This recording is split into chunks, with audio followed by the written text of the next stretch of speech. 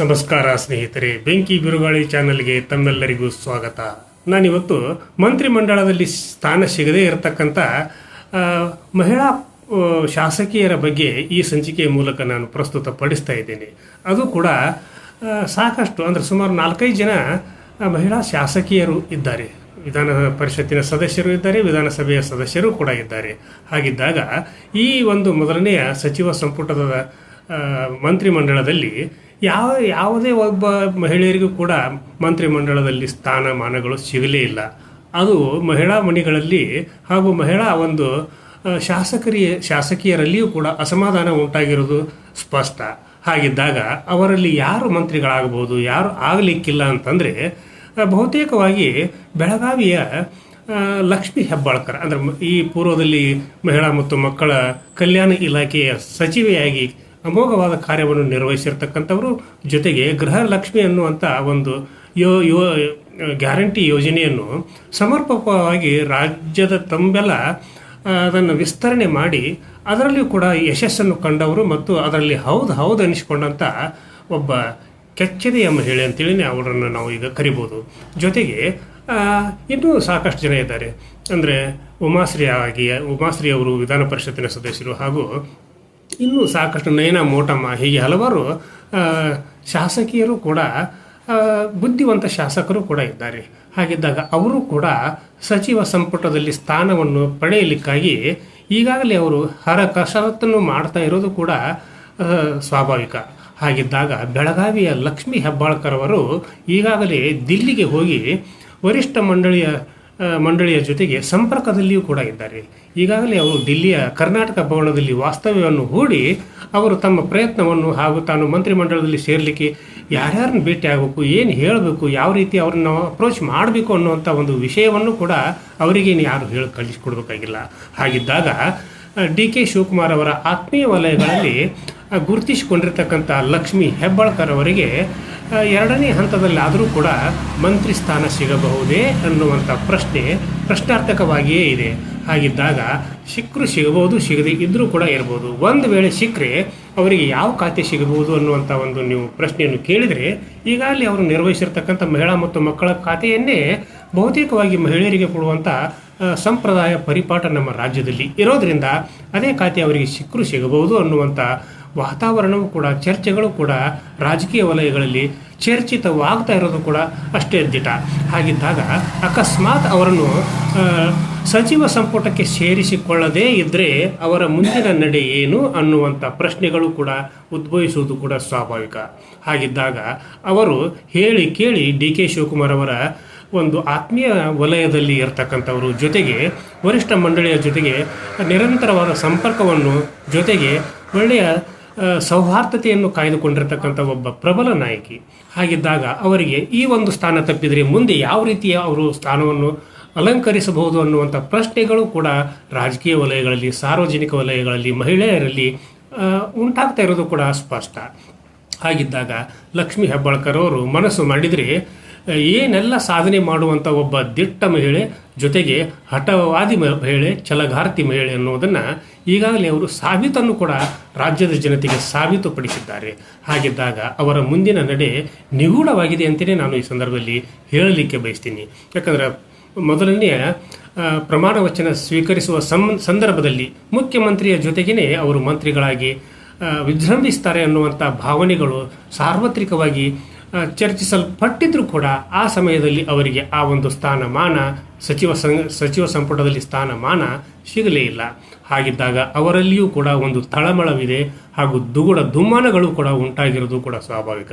ಹಾಗಿದ್ದಾಗ ಮುಂದಿನ ನಡೆ ಏನು ಅನ್ನುವಂಥ ಪ್ರಶ್ನೆಗೆ ಒಂದು ಸ್ಪಷ್ಟವಾದ ವಿಚಾರವನ್ನು ಹಾಗೂ ಅವರು ಪಡೆದುಕೊಳ್ಳಬಹುದಾದ ಹುದ್ದೆಯನ್ನು ಕೂಡ ಈ ಸಂದರ್ಭದಲ್ಲಿ ಬೆಂಕಿ ಬಿರುಗಾಳಿ ಚಾನಲ್ ಮುಖಾಂತರ ನಾಡಿನ ಜನತೆಗೆ ನಾನು ತಿಳಿಸಲಿಕ್ಕೆ ಬಯಸಿದ್ದೇನೆ. ಯಾಕಂದರೆ ಸಚಿವರಾಗಿಯೇ ರಾಜ್ಯಭಾರವನ್ನು ಹಾಗೂ ಅಧಿಕಾರವನ್ನು ಚಲಾಯಿಸದೇ ಇದ್ದರೂ ಕೂಡ ಅವರು ಇನ್ನೂ ಹಲವಾರು ಹುದ್ದೆಗಳು ಸರ್ಕಾರದ ಮಟ್ಟದಲ್ಲಿ ಇವೆ. ಅವುಗಳನ್ನಾದರೂ ಕೂಡ ಅವರು ಪಡೆದುಕೊಂಡು ತಮ್ಮ ಶಕ್ತಿ ಸಾಮರ್ಥ್ಯವನ್ನು ಹೊರೆಗೆ ಹಚ್ಚಿ ಅದರಲ್ಲಿಯೂ ಕೂಡ ಯಶಸ್ವಿಯಾಗುವಂಥ ಎಲ್ಲ ಸ್ಪಷ್ಟ ಸೂಚನೆಗಳು ಕೂಡ ಲಕ್ಷ್ಮೀ ಹೆಬ್ಬಾಳ್ಕರ್ ಅವರಿಗೆ ಇವೆ. ಅದನ್ನು ಅವರು ಯಾವ ರೀತಿ ಬಳಸಿಕೊಳ್ತಾರೆ ಅನ್ನೋದರ ಮೇಲೆ ಅವರ ಒಂದು ಮುಂದಿನ ರಾಜಕೀಯ ಭವಿಷ್ಯ ಜೊತೆಗೆ ಅವರ ರಾಜಕೀಯ ಚತುರತೆ ಕೂಡ ಅಡಗಿದೆ ಅನ್ನುವಂಥದ್ದನ್ನು ಬೆಂಕಿ ಬಿರುಗಾಳಿಯ ಮೂಲಕ ನಾನು ಪ್ರಸ್ತುತ ಪಡಿಸ್ತಾ ಇದ್ದೇನೆ. ಹಾಗಿದ್ರೆ ಮುಂದೇನು ಅಂತಂದರೆ ಅವರಿಗೆ ಮುಖ್ಯಮಂತ್ರಿಗಳ ಆಪ್ತವಲಯದಲ್ಲಿ ಗುರುತಿಸಿಕೊಂಡಿರತಕ್ಕಂಥ ಲಕ್ಷ್ಮೀ ಹೆಬ್ಬಾಳ್ಕರ್ ಅವರು ಒಂದು ವೇಳೆ ಮಂತ್ರಿ ಸ್ಥಾನ ಸಿಗದೇ ಇದ್ದರೆ ಇನ್ನೂ ಒಂದೆರಡು ಸಂಪುಟ ದರ್ಜೆ ಈಕ್ವಲ್ ಆಗಿರ್ತಕ್ಕಂಥ ಸ್ಥಾನಮಾನಗಳು ಕೂಡ ಮುಖ್ಯಮಂತ್ರಿಗಳ ಬಳಿಯಲ್ಲೇನೆ ಇವೆ. ಹಾಗಿದ್ದಾಗ ಅವು ಯಾವುವು, ಅವನ್ನು ಯಾರಿಗೆ ಕೊಡ್ತಾರೆ ಮತ್ತು ಅದರಿಂದ ಏನು ಅವ್ರಿಗೆ ಯಾವ ರೀತಿ ತಮ್ಮ ಒಂದು ಪ್ರಭಾವವನ್ನು ಸಾರ್ವಜನಿಕರಿಗೆ ಹಾಗೂ ಸರ್ಕಾರದ ಮಟ್ಟದಲ್ಲಿ ತೋರಿಸಬಹುದು, ಶಕ್ತಿ ಸಾಮರ್ಥ್ಯವನ್ನು ಪ್ರದರ್ಶನ ಮಾಡಬಹುದು ಅನ್ನುವಂಥದ್ದನ್ನು ಕೂಡ ಈ ಸಂದರ್ಭದಲ್ಲಿ ನೀವೆಲ್ಲರೂ ಕೂಡ ಬೆಂಕಿ ಬಿರುಗಾಳಿ ಚಾನಲ್ನನ್ನು ನೋಡ್ರಿ.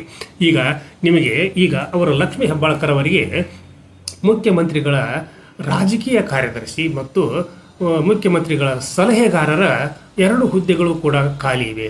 ಅವು ಎರಡೂ ಕೂಡ ಸಂಪುಟ ದರ್ಜೆಯ ಸಚಿವ ಸ್ಥಾನಮಾನಗಳಿಗೆ ಸಮಾನವಾಗಿರತಕ್ಕಂಥದ್ದು ಮತ್ತು ಅಷ್ಟೇ ಸಚಿವ ಸಂಪುಟದಲ್ಲಿ ಇರ್ತಕ್ಕಂಥ ಸಂಪುಟ ದರ್ಜೆ ಸಚಿವರಿಗೆ ಸಿಗಬೇಕಾದಂಥ ಎಲ್ಲ ಸೌಕರ್ಯಗಳು, ಸವಲತ್ತುಗಳು ಹಾಗೂ ಸಂಬಳ, ಮನೆ, ಹೀಗೆ ಎಲ್ಲವೂ ವಸತಿ ನಿವಾಸ ಹೀಗೆ ಎಲ್ಲವೂ ಕೂಡ ಕಾರು ಗೀರು ಎಲ್ಲ ಸಿಗ್ತವೆ.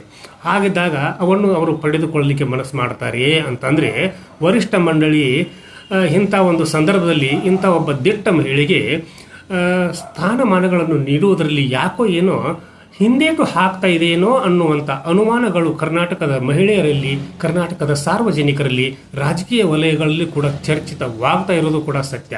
ಹಾಗಿದ್ದಾಗ ಲಕ್ಷ್ಮೀ ಹೆಬ್ಬಾಳ್ಕರ್ ಅವರು ಹೇಳಿ ಕೇಳಿ DK ಶಿವಕುಮಾರ್ ಅವರ ಆಪ್ತ ವಲಯದಲ್ಲಿರ್ತಕ್ಕಂಥವ್ರು ಅವರಿಗೆ ಆಯಕಟ್ಟಿನ ಹುದ್ದೆಯನ್ನು ನೀಡಬಾರದು, ಅವರನ್ನು ಶಾಸಕಿಯರನ್ನಾಗಿ ಮುಂದುವರಿಸಬೇಕು ಅನ್ನೋದನ್ನು ತೀರ್ಮಾನ ತೆಗೆದುಕೊಂಡಂತೆ ಕಾಣಿಸ್ತಾ ಇದ್ರೂ ಕೂಡ, ಮೇಲ್ನೋಟಕ್ಕೆ ಕಾಣಿಸ್ತಾ ಇದ್ರೂ ಕೂಡ ಲಕ್ಷ್ಮೀ ಹೆಬ್ಬಾಳ್ಕರ್ ಅವರು ಅಷ್ಟು ಸಲೀಸಾಗಿ ಬಿಟ್ಕೊಡುವಂಥ ಹೆಣ್ಣು ಮಗಳಲ್ಲ. ಯಾಕಂದ್ರೆ ಅದು ಗಂಡು ಮೆಟ್ಟಿನ ಕಿತ್ತೂರು ರಾಣಿ ಚೆನ್ನಮ್ಮನ ನಾಡಿನಲ್ಲಿ ಹುಟ್ಟಿರ್ತಕ್ಕಂಥ ಕೆಚ್ಚೆದೆಯ ವೀರ ಮಹಿಳೆ ಲಕ್ಷ್ಮೀ ಹೆಬ್ಬಾಳ್ಕರ್.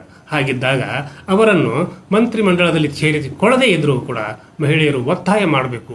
ಜೊತೆಗೆ ಬೆಂಕಿ ಬಿರುಗಾಳಿಯೂ ಕೂಡ ಅವರ ಪರವಾಗಿ ನಿಲ್ಲುತ್ತದೆ. ಅದನ್ನು ನಾ ಎಲ್ಲರ ಪರವಾಗಿಯೇ ನಿಂದಿರ್ತೀನಿ, ಅದೇನು ತೊಂದರೆ ಇಲ್ಲ. ತುಳಿತಕ್ಕೊಳಗಾದವರು, ಅನ್ಯಾಯಕ್ಕೊಳಗಾದವರು, ಸಚಿವ ಸಂಪುಟದಲ್ಲಿ ಸೇರಲಿಕ್ಕೆ ಅಶಕ್ತರಾದವರು, ಪ್ರತಿಯೊಬ್ಬರ ವಿಚಾರವಾಗಿಯೂ ನಾನು ಕೂಡ ಬೆಂಕಿ ಬಿರುಗಾಳಿ ಚಾನಲ್ ಮುಖಾಂತರ ಸಂಬಂಧಪಟ್ಟವರಿಗೆ ತಿಳಿಸುವಂಥ ಪ್ರಾಮಾಣಿಕ ಪ್ರಯತ್ನವನ್ನು ಕೂಡ ಈಗ ಮಾಡ್ತಾ ಇದ್ದೇನೆ. ಹಾಗಿದ್ದಾಗ ಸಚಿವ ಸಂಪುಟದಲ್ಲಿ ಲಕ್ಷ್ಮೀ ಹೆಬ್ಬಾಳ್ಕರ್ ಅವರಿಗೆ ಸ್ಥಾನಮಾನಗಳನ್ನು ನೀಡದೇ ಇದ್ದರೂ ಕೂಡ, ಒಂದು ವೇಳೆ ನೀಡದೇ ಇದ್ದರೂ ಕೂಡ ಮುಖ್ಯಮಂತ್ರಿಗಳ ರಾಜಕೀಯ ಕಾರ್ಯದರ್ಶಿ ಅಥವಾ ಸಲಹೆಗಾರರ ಹುದ್ದೆಯನ್ನು ಲಕ್ಷ್ಮೀ ಹೆಬ್ಬಾಳ್ಕರ್ ಅವರಿಗೆ ನೀಡಬೇಕು ಅನ್ನುವಂಥ ಪ್ರಬಲವಾದ ಒತ್ತಾಯವನ್ನು ಕೂಡ ಈ ಸಂದರ್ಭದಲ್ಲಿ ನಾನು ಸರ್ಕಾರಕ್ಕೆ CM DK ಶಿವಕುಮಾರ್ ಅವರಿಗೆ ಹಾಗೂ ಕಾಂಗ್ರೆಸ್ ಪಕ್ಷದ ಅಧ್ಯಕ್ಷರು, ಅದು ಕರ್ನಾಟಕದವರೇ ಮಲ್ಲಿಕಾರ್ಜುನ ಖರ್ಗೆ ಅವರು, ಖರ್ಗೆ ಅವರ ಜೊತೆಗೂ ಕೂಡ ಲಕ್ಷ್ಮೀ ಹೆಬ್ಬಾಳ್ಕರ್ ಅವರ ಬಾಂಧವ್ಯ ಒಳ್ಳೆಯದಿದೆ. ಹಾಗಿದ್ದಾಗ ಏನು ತೊಂದರೆ, ಮಹಿಳೆಯರಿಗೆ ಕೊಡಲಿಕ್ಕೆ ನಿಮಗೆ ಏನು ತೊಂದರೆ ಅಂತೇಳಿ ನಾನು ಈ ಸಂದರ್ಭದಲ್ಲಿ ಪ್ರಶ್ನೆ ಮಾಡಲಿಕ್ಕೆ ಬಯಸಿದ್ದೀನಿ. ಹಾಗಿದ್ದಾಗ ಮಹಿಳೆಯರು ಏನು ಬೇಕಾದರೂ ಸಾಧನೆ ಮಾಡಬಲ್ಲರು ಅನ್ನೋದಕ್ಕೆ ಈಗ ಅವರು ಮಹಿಳಾ ಮತ್ತು ಮಕ್ಕಳ ಕಲ್ಯಾಣ ಸಚಿವೆಯಾಗಿ ಮಾಡಿರ್ತಕ್ಕಂಥ ಇತಿಹಾಸವೇ ಸಾಕ್ಷಿ ಅನ್ನುವಂಥ ಒಂದು ವಿಷಯವನ್ನು ಕೂಡ ನಾನು ಈ ಸಂದರ್ಭದಲ್ಲಿ ಹೇಳಲಿಕ್ಕೆ ಬಯಸಿದ್ದೀನಿ. ಆದ್ದರಿಂದ ಈಗಿನ ಸರ್ಕಾರದ CM ಆಗಿರ್ತಕ್ಕಂಥ DK ಶಿವಕುಮಾರ್ ಅವರು, ಮಾಜಿ CMಗಳಾಗಿರ್ತಕ್ಕಂಥ ನಮ್ಮ ಸಿದ್ದರಾಮಯ್ಯನವರು ಹಾಗೂ ವರಿಷ್ಠ ಮಂಡಳಿಯವರು ಪ್ರತಿಯೊಬ್ಬರು ಕೂಡ ಲಕ್ಷ್ಮೀ ಹೆಬ್ಬಾಳ್ಕರ್ ಅವರಿಗೆ ಸಚಿವ ಸಂಪುಟದಲ್ಲಿನೇ ಸ್ಥಾನಮಾನಗಳನ್ನು ನೀಡಬೇಕು. ಒಂದು ವೇಳೆ ಅವರಿಗೆ ಕೊಡಬಾರದು ಅನ್ನುವಂಥ ತೀರ್ಮಾನಕ್ಕೆ ಏನಾದರೂ ಬಂದರೆ ನಾನು ಹೇಳಿರ್ತಕ್ಕಂಥ ರಾಜಕೀಯ ಕಾರ್ಯದರ್ಶಿ, ಮುಖ್ಯಮಂತ್ರಿಗಳ ರಾಜಕೀಯ ಕಾರ್ಯದರ್ಶಿ ಜೊತೆಗೆ ಸಲಹೆಗಾರರ ಹುದ್ದೆಯನ್ನು ನೀಡಿ ಅವರನ್ನು ಅಧಿಕಾರದಲ್ಲಿ ಉಳಿಸಿಕೊಂಡು ಮುಖ್ಯಮಂತ್ರಿಗಳ ಒಂದು ಕಾರ್ಯ ಚಟುವಟಿಕೆಗಳನ್ನು, ಕಾರ್ಯವೈಖರಿಯನ್ನು, ಅವರ ಒಂದು ಪ್ರಭಾವಳಿಯನ್ನು ರಾಜ್ಯದ ಜನತೆಗೆ ತೋರ್ಪಡಿಸುವಂಥ ಕೆಲಸವನ್ನು ಮಾಡಿ ಎನ್ನುವಂಥ ಸಂದೇಶದೊಂದಿಗೆ ಇವತ್ತಿನ ಸಂಚಿಕೆಯನ್ನು ಇಲ್ಲಿಗೆ ಮುಗಿಸುವುದಕ್ಕಿಂತ ಪೂರ್ವದಲ್ಲಿ ಬೆಂಕಿ ಬಿರುಗಾಳಿ ಇದು ನಿಮ್ಮೆಲ್ಲರ ಚಾನಲ್ಲು, ನಾಡಿನ ಚಾನಲ್ಲು. ಈ ಚಾನಲ್ಗೆ ಸಬ್ಸ್ಕ್ರೈಬ್ ಆಗದೇ ಇರತಕ್ಕಂಥವರು ಪ್ರತಿಯೊಬ್ಬರು ಕೂಡ ಸಬ್ಸ್ಕ್ರೈಬ್ ಮಾಡಿರಿ, ಶೇರ್ ಮಾಡಿರಿ, ಲೈಕ್ ಮಾಡಿರಿ, ಕಮೆಂಟನ್ನು ಕೂಡ ಈ ನನ್ನ ಬೆಂಕಿ ಬಿರುಗಾಳಿ ಚಾನಲ್ ಜೊತೆಗೆ ಹಂಚ್ಕೊಳ್ರಿ ಅನ್ನುವಂಥ ಸಂದೇಶದೊಂದಿಗೆ ನಾಳಿನ ಸಂಚಿಕೆಯೊಂದಿಗೆ ತಮ್ಮ ಜೊತೆಗೆ ಹಾಜರಾಗ್ತೀನಿ. ಅಲ್ಲಿವರೆಗೂ ನನ್ನ ನಮಸ್ಕಾರ.